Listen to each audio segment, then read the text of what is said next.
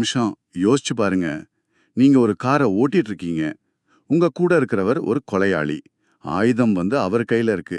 நீங்க பாதிக்கப்பட்டவரை தொடக்கூட இல்ல. ஆனா போலீஸ் உங்களையும் கொலை குற்றவாளின்னு சொல்லுது. ஆயுள் தண்டனை கிடைக்க வாய்ப்பு இருக்கா? இந்த கேள்விக்கு தான் 2025ல ஹரிபாவ் எதிர் மகாராஷ்டிரா மாநிலம் வழக்கில் உச்சநீதிமன்றம் ஒரு தெளிவான பதில சொல்லியிருக்கு. புனேவுல நடந்த ஒரு சாதாரண கல்யாண சண்டையில ஆரம்பிச்சு திட்டமிட்ட படுகொலையில முடிஞ்ச அந்த கதையை வச்சு ஒரு பார்வையாளருக்கும் குற்றவாளிக்கும் நடுவில் இருக்கிற அந்த மெல்லிய கோடு என்னன்னு கொஞ்சம் ஆழமா பார்க்கலாம். ஆமா, கண்டிப்பா. இந்த வழக்கு சட்டத்துல ஒரு ரொம்ப முக்கியமான கோட்பாட்டை நமக்கு புரிய வைக்குது. அதுதான் பிரதிநிதித்துவ பொறுப்பு. அதாவது விகேரியஸ் லயபிலிட்டி.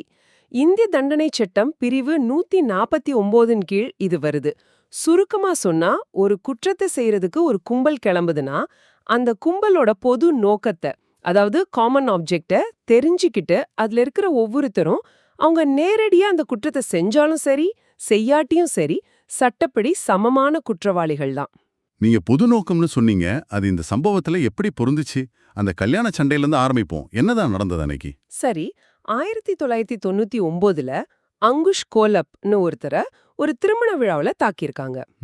அதுக்கு அடுத்த நாளே அவரு ஒரு ஜீப்ல போயிட்டு இருக்கும்போது 2 மோட்டார் சைக்கிள்ல வந்த ஒரு கும்பல் அவங்கள வழிமறிக்குது. ஓ, பழி வாங்குறதுக்காக?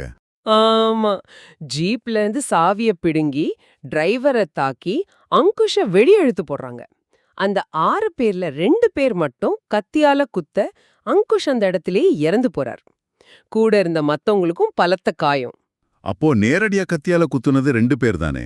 சட்ட போராட்டம் இங்கதான் சிக்கலாகி இருக்கும் போல. கரெக்ட். அங்கதான் பிரச்சனையே.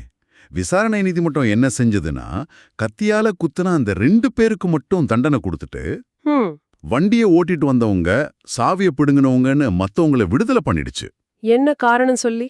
கொலை செய்யணும்னு இவங்களுக்கு நோக்கம் இருந்துச்சுன்னு நிரூபிக்க போதுமான ஆதாரம் இல்லைன்னு சொல்லிட்டாங்க. ஆனா உயர்நீதிமன்றம் உயர்நீதிமன்றம் இந்த தீர்ப்பை அப்படியே தலைகீழா மாத்தி எல்லாரையும் குற்றவாளிகளா அறிவிச்சது. ஆச்சரியமா இருக்கே. கத்தியால குத்துனவங்களுக்கும் சும்மா வண்டியில இறங்குனவங்களுக்கும் ஒரே தண்டனையா? உச்சநீதிமன்றம் இதை எப்படி நியாயப்படுத்துச்சு? இது ஒரு நல்ல கேள்வி. உச்சநீதிமன்றம் அவங்களோட செயல்களை தனித்தனியா பார்க்கல. இத ஒரு சங்கிலி மாதிரி நினைச்சுக்கோங்க. ஒருத்த வண்டிய ஓட்டுறான், இன்னொருத்த வழிய மறிக்கிறான். ஓ. 3வது ஆள் சாவிய பிடுங்குறான், 4வது ஆள் வெளியே இழுக்கிறான்.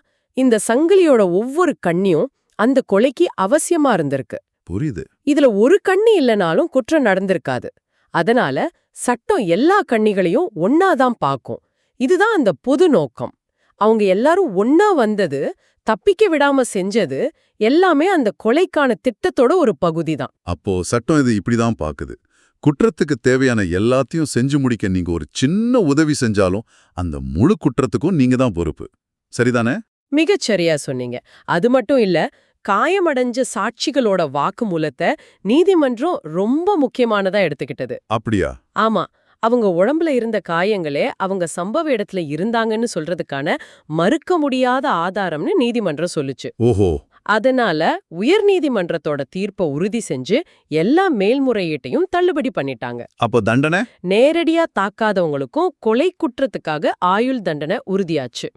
அப்போ இதுல இருந்து நம்ம எடுத்துக்க வேண்டிய விஷயம் என்ன? பொதுமக்களுக்கும் சரி, சட்ட வல்லுநர்களுக்கும் சரி, இதுல கத்துக்க வேண்டிய பாடம் என்ன? பொதுமக்களுக்கு ரொம்ப எளிமையான பாடம் இது. ஒரு வன்முறை கும்பலோட நீங்க போறீங்கன்னா, அந்த வன்முறை நோக்கம் உங்களுக்கு தெரியும்னா, நீங்க சும்மா கூட நின்னா கூட சட்டப்படி நீங்களும் ஒரு குற்றவாளி தான். சட்ட வல்லுநர்களுக்கு இத என்ன சொல்லுதுன்னா, விசாரணை நீதிமன்றத்துல ஒரு கேஸ் தள்ளுபடியானாலும் காயம்பட்ட சாட்சிகளோட வாக்குமூலம் இருந்தா மேல்முறையீட்டுல அந்த வழக்கோட தலையெழுத்தே மாற வாய்ப்பு இருக்கு. அருமையா விளக்குனீங்க. ரொம்ப தெளிவா இருந்துச்சு. முடிவா உங்களுக்காக ஒரு சிந்தனை. இந்த தீர்ப்பு தனிநபர் செயல்பாடு, குழுவின் நோக்கம், இது 2க்கும் இருக்கிற தொடர்பை எவ்வளவு ஆழமா காட்டுது பாருங்க. நம்ம நண்பர்கள் ஒரு தப்பான விஷயத்துல இறங்குறாங்கன்னு நமக்கு தெரிஞ்சா அதிலிருந்து ஒதுங்கி நிக்கிறது நம்ம தார்மீக பொறுப்பு மட்டும் அல்ல, சட்டப்படியான கடமையும் கூடங்கிறது இந்த தீர்ப்பு எவ்வளவு தெளிவா சொல்லுது இல்லையா?